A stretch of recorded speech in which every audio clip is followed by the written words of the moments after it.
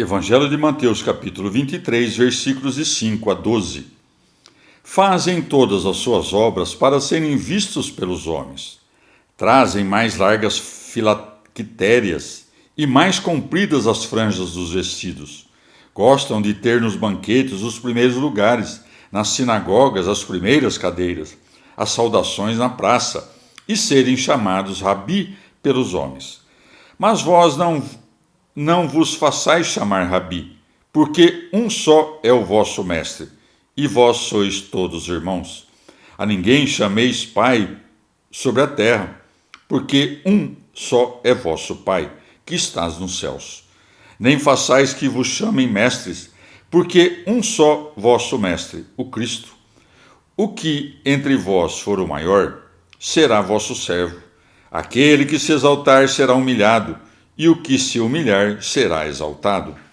Palavra da salvação. Comentário Mateus 23, de 5 a 12. São João Crisóstomo. O Senhor acusara acima os escribas e os fariseus de crueldade e negligência. Consequentemente, acusa-os de vanglória, coisa que os fez afastarem-se de Deus. Por isso disse: fazem todas as suas obras para serem vistos pelos homens. Em todas as coisas nasce algo que as extermina, assim como o verme na madeira e a traça no vestido. Por isso o demônio se esforça em corromper o ministério dos sacerdotes, que foram estabelecidos para a edificação da santidade, de modo que este mesmo bem, enquanto é constituído por causa dos homens, transforme-se em um mal. Extirpemos este vício do clero, e tudo será corrigido. Daí se depreende que dificilmente os clérigos que pecam fazem penitência.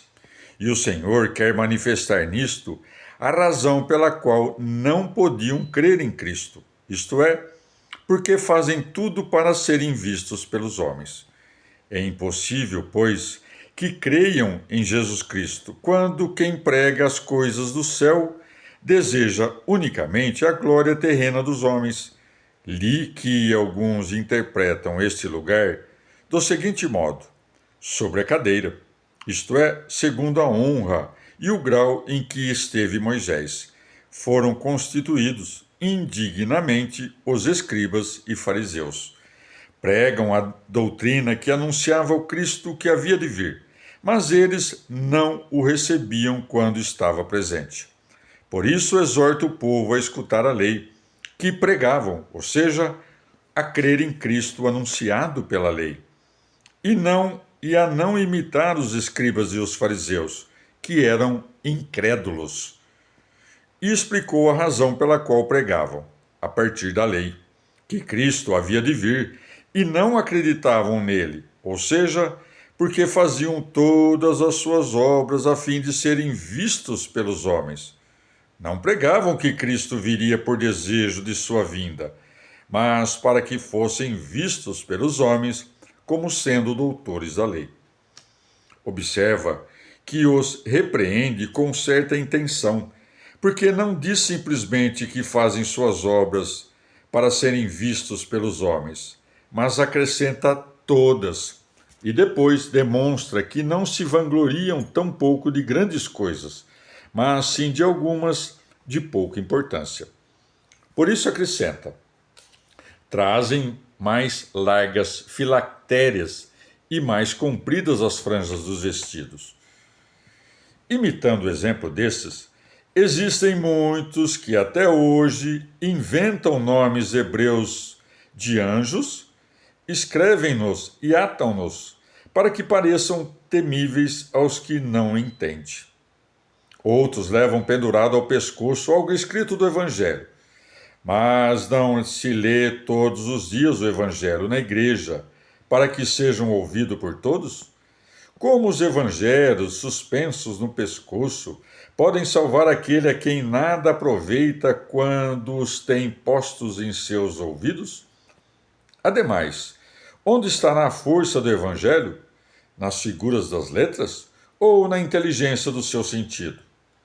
Se está nas figuras, fizeram bem levando-o pendurado no pescoço, mas se está no entendimento, mais aproveitará se for levado no coração do que suspenso no pescoço. Outros expõem esta mesma passagem, concentrando-se no fato de que ampliavam seus discursos, ocupando-se do modo pelo qual observavam a lei, como se fossem filactérios, isto é, como conservadores da salvação. E assim, nesse sentido, era como pregavam ao povo com assiduidade. As franjas formosas de seus mantos significam as excelências de seus mandamentos. Não repreende aqueles que ocupam os primeiros lugares, senão os que os amam. A repreensão refere-se ao desejo, não ao fato. Humilha-se, pois, sem motivo, aquele que deixa de lado o lugar, mas dá preferência a si mesmo no coração. Há aquele que se jacta, ouvindo o que é louvável colocar-se no último lugar, e por isso se senta depois de todos. E não só não abandona a arrogância de seu coração, mas também adquire a vanglória da humildade, como o que quer parecer justo e ser visto como humilde. Existem muitos que, sendo soberbos, colocam seus corpos nos últimos lugares e, pelo orgulho de seu coração, parecem que se sentam no lugar principal. E também existem muitos humildes que se sentam nos primeiros postos e, em sua consciência, estão convencidos de estar no último.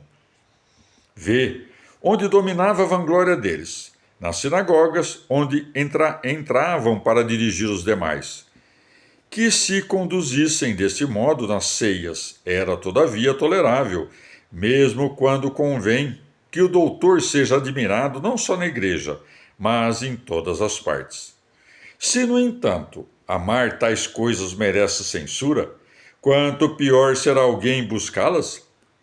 Também amam as primeiras saudações, não só segundo o tempo, para que os saudemos primeiro, mas também segundo a palavra, para que, gritando, digamos, salve, Rabi, segundo o corpo, para que, com a cabeça inclinada, nos curvemos.